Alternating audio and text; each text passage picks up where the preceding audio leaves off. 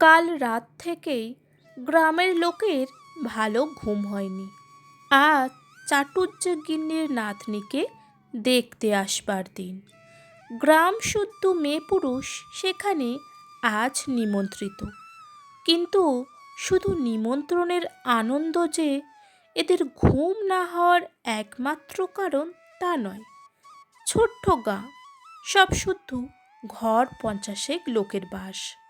কেউ বিদেশে যায় না, চাকরি করে না, করবার দরকারও নেই। সামান্য জমি জমাটুকু নেড়ে চেড়ে প্রত্যেকে একরকম দিনপাত করে।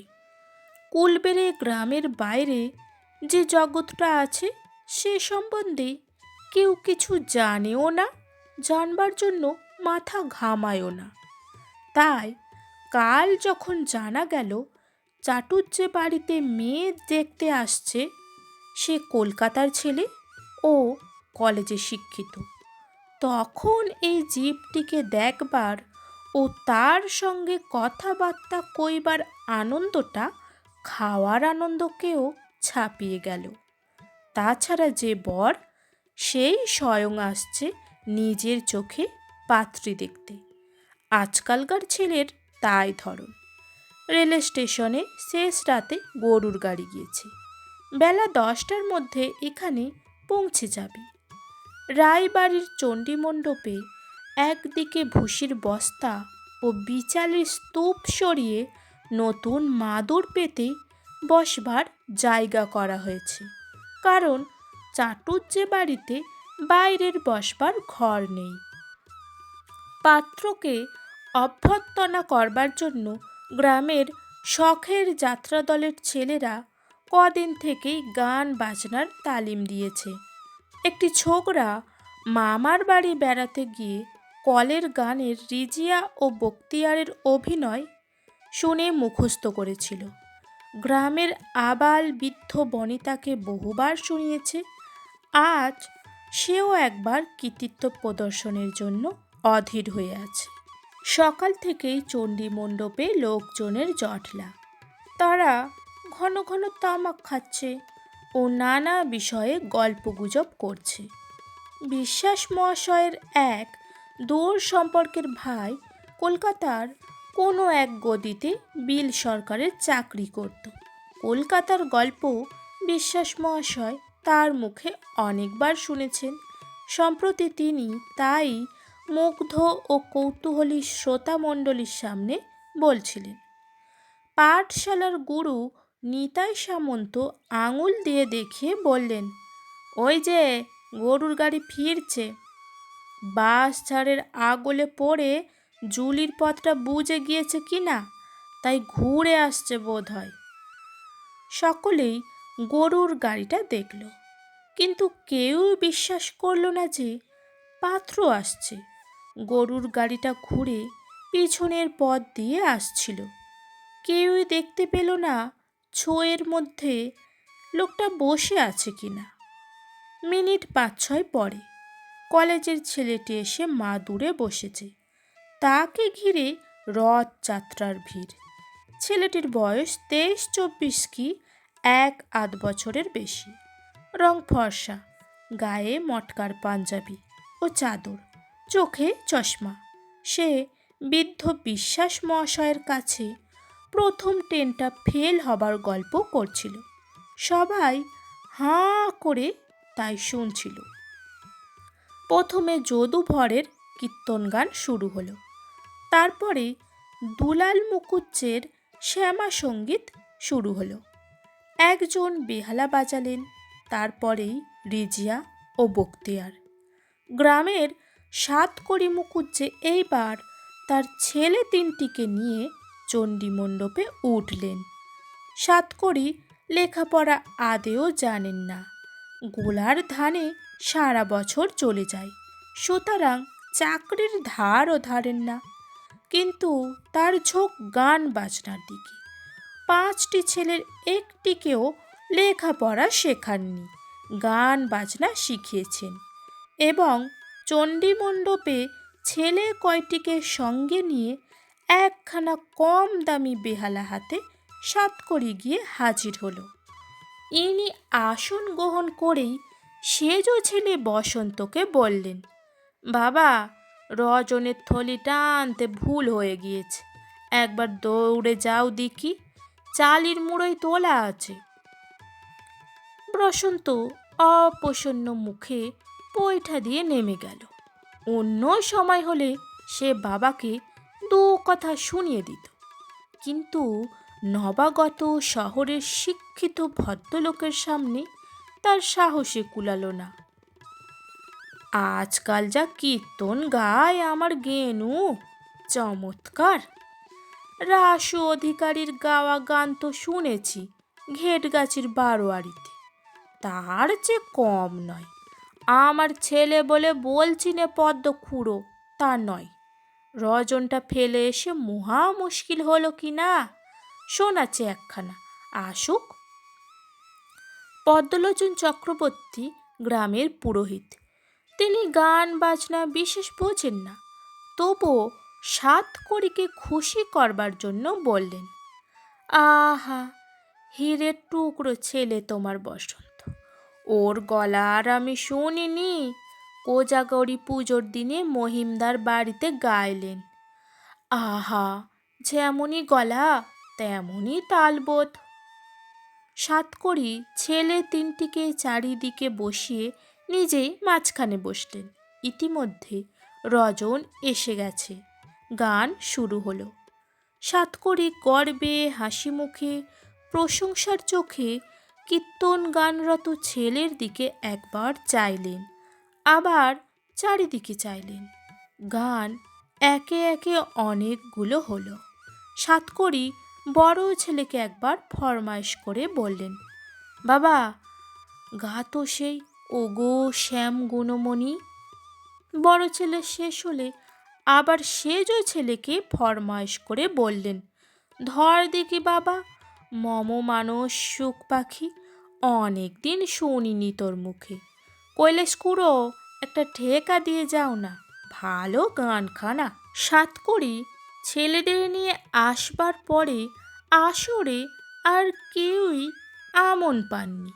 সাতকড়ি নিজে ছেলেদের নিয়ে বাহবা দিয়ে হেসে চোখ বুজিয়ে ঘাড় দুলিয়ে ফরমাইশ করে এমন জমিয়ে তুললেন যে আর কারোর আমল পাবার জোই ছিল না। খানিকটা পরে আগন্তুক শহরের ছেলেটি কি কথায় কথায় কলেজের গল্প তুলল। সে নতুন কলেজে ভর্তি হয়েছে, বয়স অল্প, দেখতে সুন্দর। এ ধরনের অজ পাড়াগাঁয়ের লোকজনের মাঝখানে কথা বলেও সুখ আছে। তার ইংরেজি বকুনি মিশানো কথাবার্তায় সাতকড়ি ভয় খেয়ে গেল। ছেলেটি বলছিল, এসব পাড়াগাঁয়ে সেসব কেই বা বোঝে। এডুকেশন না থাকলে কি একটা জাত কখনো উঠতে পারে? কলেজে আজকাল মেয়েরা পড়ছে, MA BA পর্যন্ত পাশ করছে, সেসব দিন কি আর আছে? দেখে আসুন না একবার কলকাতায় গিয়ে। মেয়েদের এত লেখাপড়ার কথা এ গ্রামে কেউ কোনোদিন শোনেনি। কৈলাস ভট্টাচার্য বিস্ময়ের সুরে বললেন, মেয়েরা MA BA পাশ দিচ্ছে? বলো কি বাবাজি, কই, এ কথা তো শুনিনি। এ পাড়াগাঁয়ে বসে শুনবেন কোথা থেকে? ছেলেরা যেখানে কখনো স্কুলের মুখ দেখেনি, সেখানে মেয়েদের লেখাপড়ার কথা তো ভাবতেই পারবেন না। ওদিকে সাতকড়ি মুকুজ্জে একটু অপ্রতিভ হলেন। শুধু অপ্রতিভ নয়, কোথায় যেন তিনি নিজেকে অপমানিত বোধ করলেন। পাঁচটি ছেলের কোনোটিকেই তিনি লেখাপড়া শেখানোর চেষ্টা করেননি। গান বাজনা শিখলে ভদ্র সমাজে মজলিসে সর্বত্র সম্মান ও গৌরব লাভ করা যাবে, এতদিন তিনি এটাই জানতেন। ছেলেগুলোকে সেই অনুসারেই মানুষ করেছেন। কুলবেড়ের বাইরের বড় জগৎটাতে যে অন্য ধরনের হিসাব নিকাশ প্রচলিত, তার খোঁজ তিনি জানতেন না। তিনি নিঃশব্দে তার বেহালাখানা খেরোর খাপের মধ্যে পুরলেন। রজনীর থলিটা সভার অলক্ষ্যে বড় ছেলের হাতে দিলেন। একটু পরেই জলযোগের ডাক পড়ল। এটাও কেবলমাত্র ভাবী পাত্রের জন্য নয়, গ্রামস্থ সকল নিমন্ত্রিত ভদ্রলোকের জন্য। ছেলেটি এই প্রথম পাত্রীর বাড়ি দেখল। দেখে একটু নিরাশ হলো। 4-5খানা খড়ের বড় বড় ঘর, সামনের উঠোনে বড় বড় গোটাকতক গোলা, দক্ষিণে একটা পুকুর, একটা বাতাবি লেবুর গাছ ও গোটাকতক নারকেল গাছ। পাত্রের দিদিমা এ বাড়ির কর্ত্রী। তিনি গ্রাম শুদ্ধ সকলকে আদর করে বসিয়ে জলখাবারের ব্যবস্থা করলেন। ক্রমে বেলা বেড়ে গেল। মধ্যাহ্নভোজন মিটতে 2টো বাজল। ছেলেটি একটু অবাক হলো এদের ভোজনের পরিমাণ দেখে। একটি 15 বছরের ছেলে যা খেলো সেটা তার নিজের 3 বেলার খাবার। বেলা যখন 5টা, তখন কৈলাস ভট্টাচার্য এসে বললেন, বাবাজি ওঠো, একবার মেয়েটিকে দেখো। বাবাজিই বলি, তোমার সঙ্গে তো সম্পর্ক বাঁধল, মেয়ে দেখে অপছন্দ হবে না। তবে এ তো শহর বাজার নয়, একটু আধটু যা ত্রুটি তা তোমাকে শুধরে নিতে হবে বই কি। এসো বাবাজি। আবার চাটুজ্জে বাড়ির চণ্ডীমণ্ডপে অনেক লোক জড়ো হয়েছে। গতিক দেখে মনে হলো আজকের মতো একটা উৎসবের ব্যাপার এদের গ্রামে অনেক কাল ঘটেনি। অন্তত আগন্তুক ছেলেটির তাই মনে হলো।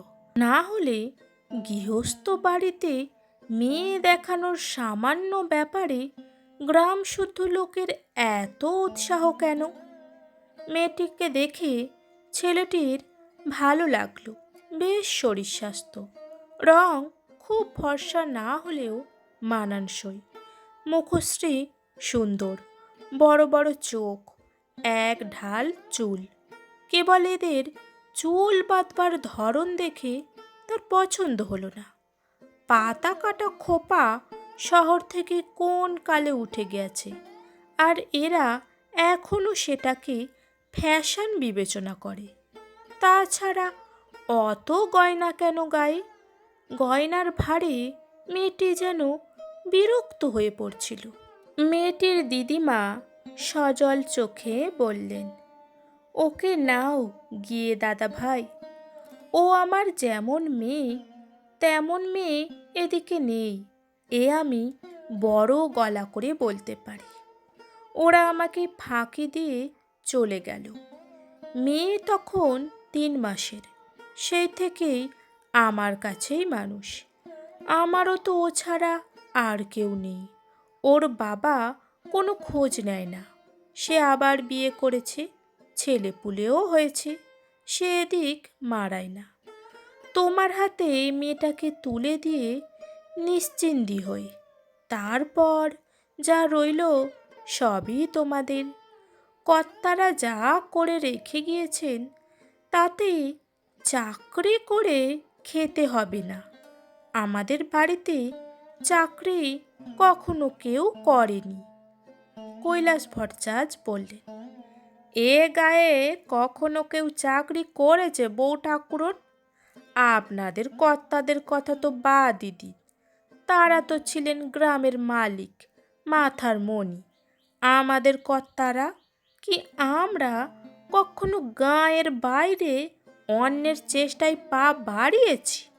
রামো, এই যে দেখছো বাবাজি উত্তরে মাঠ, এসব লাকড়াজ, এক্কেবারে সেই রতনপুরের নীলখুঁটি পর্যন্ত। তবে এদের বাড়িতে পুরুষ মানুষ নেই, একা বউ ঠাকুরন আছেন, মেয়ে মানুষ, তাই চাষবাস হয় না।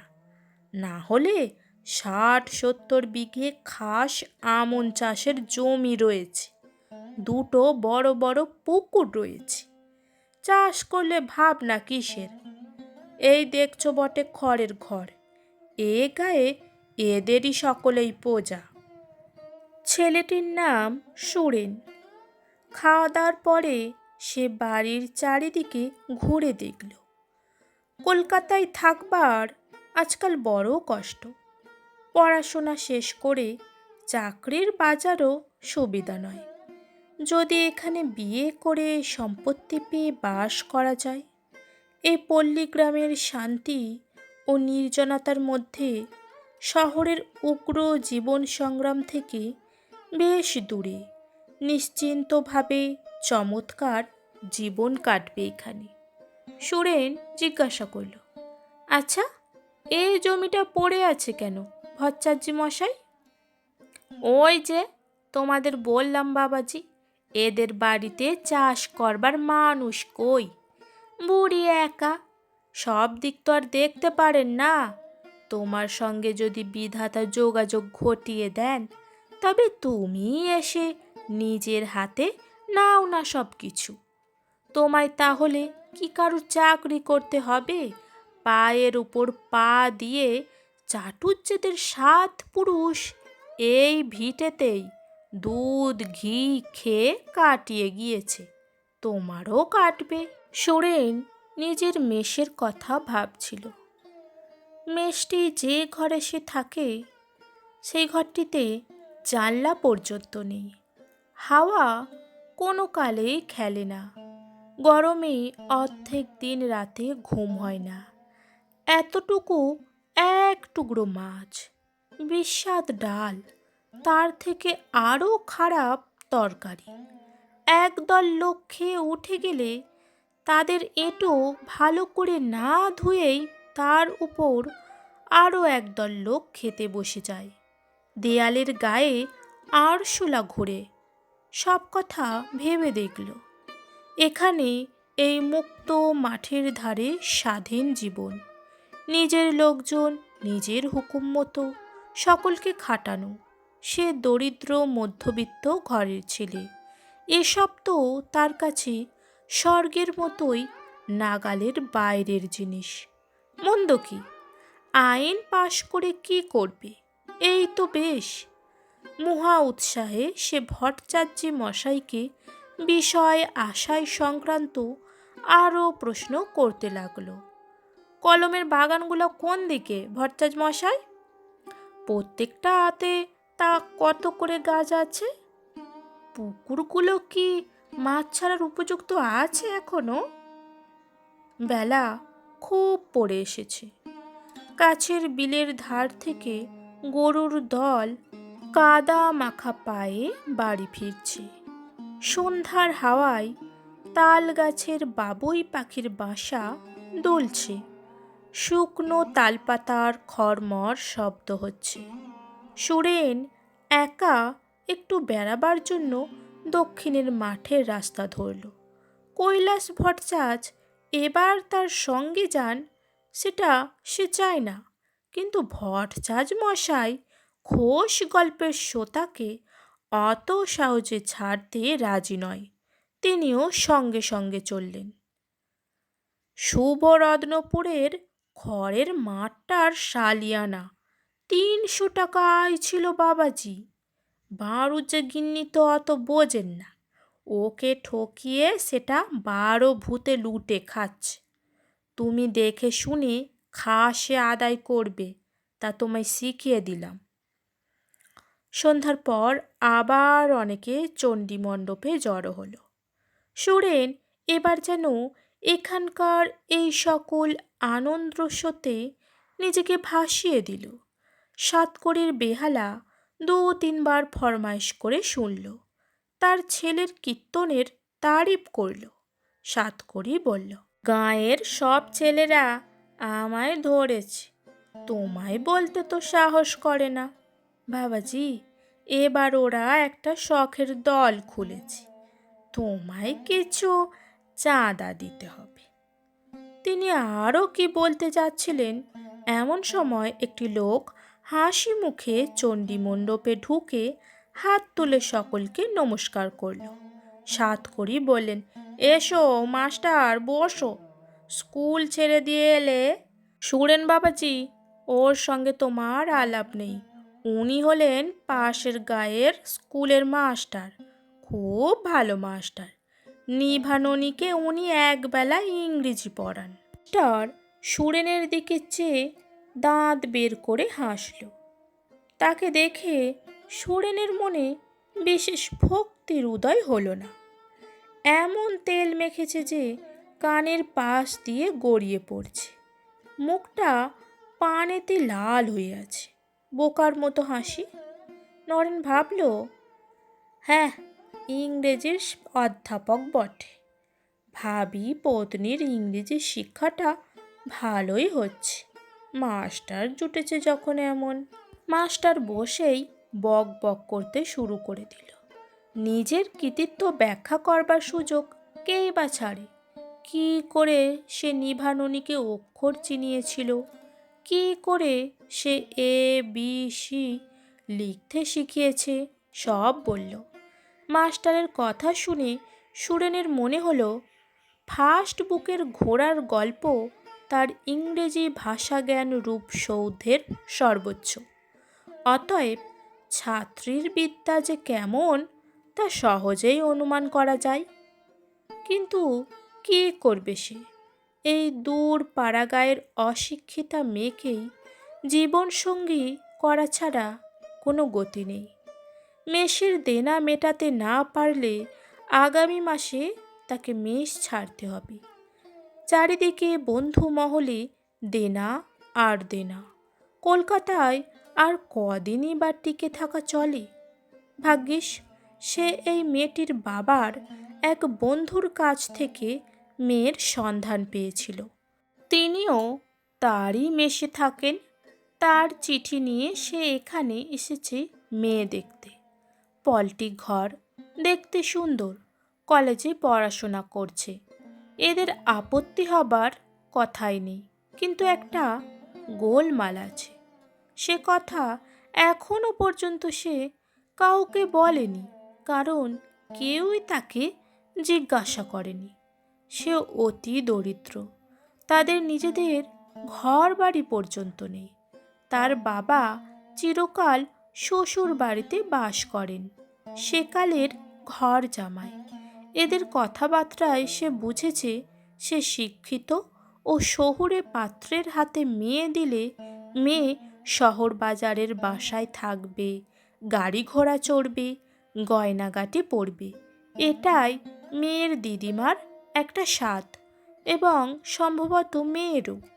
কিন্তু তার দ্বারা কোনো স্বাদ যে পূর্ণ হবার নয় সে কথা খুলে বলা হয়নি। সে বন্ধু বান্ধবদের কাছ থেকে জামা কাপড় চশমা ধার করে এনেছে বলে ও চেহারাটা সুন্দর বলে এদের পক্ষে ধরে নেওয়া স্বাভাবিক যে সে অবস্থাপন্ন গৃহস্থ ঘরের ছেলে। এরা সন্ধান করেও আসল ব্যাপার জানতে পারবে না, কারণ তার মামারা সত্যিই অবস্থাপন্ন। তার বাবা মা ও ভাই বোনের সে বাড়িতে স্থান যে চাকর বাকরের চেয়েও নিচু, তা এরা বাইরে থেকে দেখে বুঝতে পারবে না। এতই সরল এরা। নানা দিক ভেবে সে এখানে এসেছিল। মেসের ভদ্রলোকটির মুখে সে সব কথাই শুনেছে। মেয়ে জামাই এই সম্পত্তির উত্তরাধিকারী হবে সত্যি, কিন্তু এখন নয়, বৃদ্ধার মৃত্যুর পরে যদিও। তবুও সারা জীবনের খাওয়া দাওয়ার সমস্যার মীমাংসা হয়ে যাবে বিয়ের সঙ্গেই। কিন্তু সে যদি অবস্থা গোপন করে বিষয়ের লোভে এখানে বিয়ে করে, যদি সে কাউকে কিচ্ছু না ভাঙে, হয়তো এরা কোনো অনুসন্ধান করবে না তার বিষয়, হয়তো বিয়ে হয়ে যাবে। কিন্তু সে কাজের পরিণাম ভালো নয়। এরপর তার স্ত্রী পর্যন্ত তাকে অশ্রদ্ধা করবে। রাতে সুন্দর জ্যোৎস্না উঠল। নবীন পল্লী প্রকৃতি একটি রহস্যবিত্ত সৌন্দর্যের কুয়াশায় নিজেকে আবৃত করেছে। সারা রাত সে ঘুমাতে পারল না। খুব সহজেই এ বাড়ি, এই গ্রামের মাঠ বন তার আপন হতে পারে, কিন্তু সে কি করবে? পরদিন সকালে উঠে সে কলকাতায় ফেরার জন্য প্রস্তুত হইল, কিন্তু সেদিন সকালে কৈলাস ভট্টাচার্য তাকে নিজের বাড়িতে নিমন্ত্রণ করল। সুরেনের আপত্তি তিনি শুনলেন না। বললেন, বাবাজি, ভারী তো খাবো দুটো মাছের ঝোল আর ভাত, তার জন্য কি তোমার ট্রেন ফেল করাবো আমি? সব সকাল সকাল হয়ে যাবে, এখন গাড়ি ধরিয়ে দেবার ভার আমার ওপর। তুমি এখন থেকে আমাদের আপনার জন হতে চললে, দুটো না খাইয়ে কি ছেড়ে দিতে পারি? খাওয়ার আয়োজন সকাল সকালই হয়ে গেল। দুধ, মাছ, দই চাটুজ্জে বাড়ি থেকে পাঠানো হয়েছে। তাদেরই পুকুরে শেষ রাতে মাছের জন্য জাল ফেলা হয়েছে। চাটুজ্জে গিন্নিও উপস্থিত ছিলেন। কাছে বসে যত্ন করে তিনি সুরেনকে খাওয়ালেন। ছেলেটিকে তার সত্যিই ভালো লেগেছে। দেখতে সুন্দর, বুদ্ধিমান, অমায়িক, লেখাপড়া জানা তো বটেই। নিভাননির অদৃষ্টে এমন সুন্দর বর জুটলে তো তেমন কপাল কি সে করেছে? গরুর গাড়িতে উঠবার সময় তিনি পথে খাবার জন্য গাড়িতে ডাব, পেঁপে ও আম তুলে দিলেন। বাড়ির একজন চাকর সুরেনকে জিনিসপত্র সমেত টেনে তুলে দিতে যাবে ঠিক হলো। চাটুজ্জে গিন্নি সুরেনের হাত দুটি ধরে বললেন, দাদা ভাই, এ কাজ যাতে বৈশাখ মাসের মধ্যে হয় তা তোমাকেই করতে হবে। নিভাননিকে তোমায় নিতেই হবে। দেখে শুনে তো সবই গেলে, তোমার বাবাকে গিয়ে পাঠিয়ে দিও। এসে মেয়ে আশীর্বাদ করে যেন তিনি যান। আমায় কথা দিয়ে যাও যে এতে তোমার অমত নেই। গিয়েই পত্তর দিও বাবা। ট্রেন চলে গেলে দিন কতক গ্রামে তার বিষয়ে আলোচনা হলো। সাতকড়ি শত মুখে তার প্রশংসা করে বেড়ালো। একদিন করে সপ্তাহখানেক কেটে গেল। সুরেনের কোনো পত্র বা সংবাদ কিছুই এলো না। চাটুজ্জে গিন্নি অত্যন্ত ব্যস্ত হয়ে উঠলেন। ক্রমে দিন 12 কাটল, কোনো খবর নেই। চাটুজ্জে গিন্নি সুরেনের ঠিকানায় কৈলাস ভট্টাচার্যকে দিয়ে লিখিয়ে রেজিস্ট্রি করা পত্র দিলেন। আরও দিন কতক কাটল, সে পত্রের কোনো জবাব এলো না। চাটুজ্জে গিন্নি কৈলাস ভট্টাচার্যের কাছে এসে কেঁদে পড়লেন। কৈলাসের নিজের বড় ছেলে রাম পাশের গ্রামের নবীন কাপালিকের সঙ্গে দিন কতক ভাগে কাঁঠালের ব্যবসা করেছিলেন। বারদিনে কাঁঠালের চালান করতে কলকাতায় গিয়েছিল। সুতরাং তাকেই সুরেনের বাসার ঠিকানা দিয়ে কলকাতায় পাঠানো হলো। 3 দিন পরে রাম ফিরল।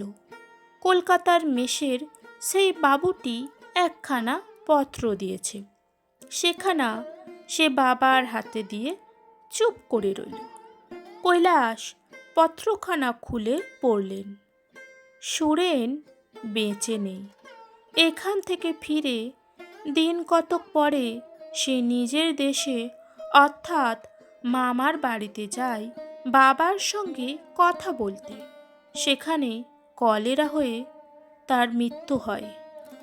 সময় কারোর জন্য অপেক্ষা করে বসে থাকে না। পরের শ্রাবণেই নিভাননির বিয়ের দিন স্থির হলো। পাড়ার বড় চণ্ডী মণ্ডপটাতে আবার বিয়ের বর আসন পাতা হলো। দুপুর থেকে গ্রামের ছোট ছোট ছেলেমেয়েরা জড়ো হয়ে ভিড় করেছে। গ্রাম শুদ্ধ সবারই আজ চাটুজ্জে বাড়িতে নিমন্ত্রণ। শুধু যে ব্রাহ্মণ পাড়াটুকু তা নয়, শুভ্রভদ্র সবারই। কৈলাস ভট্টাচার্য ব্যস্ত আছেন, কারণ চাটুজ্জেদের পুকুরে সব ছোট মাছ। মহিমপুরের নিকারীদের মাছের বায়না দেয়া হয়েছে, মাছ এখনো এসে পৌঁছায়নি। বৈকালে বরের দল এলো। বরের বাড়ি এদিকেই, গোটায় 2 স্টেশন পরে। এদের আনতেই বরের পালকি বাদে খান 5-6 গরুর গাড়ি স্টেশনে গিয়েছে। বরযাত্রীদের মধ্যে বৃদ্ধের দলই বেশি, 2-1টা বালকও আছে। মেয়েরা চণ্ডী মণ্ডপের সামনে পথের ধারে বরকে অভ্যর্থনা করার জন্য ভিড় করে দাঁড়িয়েছিল। মেটে হাঁড়ির ভিতর দৃষ্টিপ্রদীপ নিয়ে কৈলাস ভট্টাচার্যের স্ত্রী অপেক্ষা করছিলেন।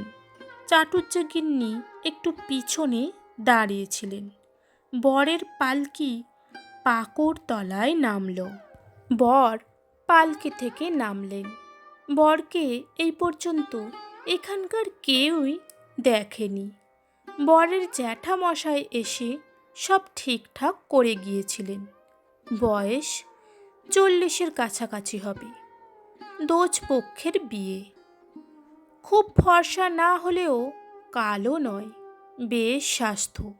মাথার সামনের দিকে একটা ছোট্ট টাক।